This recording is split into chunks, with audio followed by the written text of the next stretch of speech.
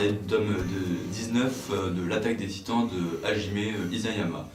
Donc Hajime Isayama, c'est un mangaka né au Japon en 1986. Il a commencé à écrire l'Attaque des Titans en 2009 et ça lui a valu le prix Kodansha du meilleur manga en 2011. Donc voilà, là je vais vous parler du 19e tome.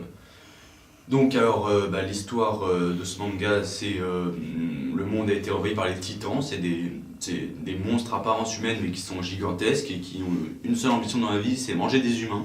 Ça leur est même pas indispensable, mais voilà, ils mangent des humains, donc il y a une guerre entre les titans et les humains qui essaient désespérément de survivre. Ils se sont retranchés derrière un mur gigantesque pour se protéger contre ces monstres.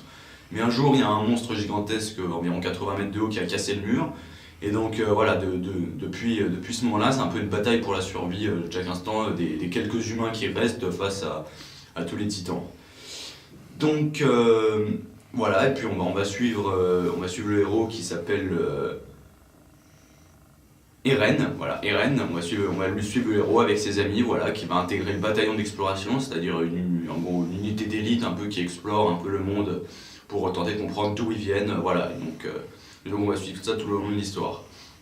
Donc maintenant, mon avis sur le tome 19, franchement je l'ai beaucoup aimé. Je trouve qu'il y a plein d'actions et tout. Ce que je reproche un peu au dernier tome, 14, 15, 16, c'est que ça ralentissait un peu. On partait un peu plus en politique, à l'intérieur du mur, et on s'intéressait un peu moins aux titans, et je trouvais ça que c'était dommage parce que c'est un peu quand même un mystère. Je trouvais que c'était intéressant ces monstres, et puis là on partait plus sur les conflits internes à l'intérieur du mur, et ça commençait à ralentir un peu, c'était moins intéressant. Et puis là dans le tome 19 il y a un bon retour de l'action, voilà, il y a de la bonne grosse bagarre à l'ancienne, donc voilà, ça fait plaisir. Donc c'est vraiment un bon dernier tome avec des bons rebondissements, on apprend pas mal de nouvelles choses, bien actifs et tout, et qui nous redonne bien envie de lire le tome 20.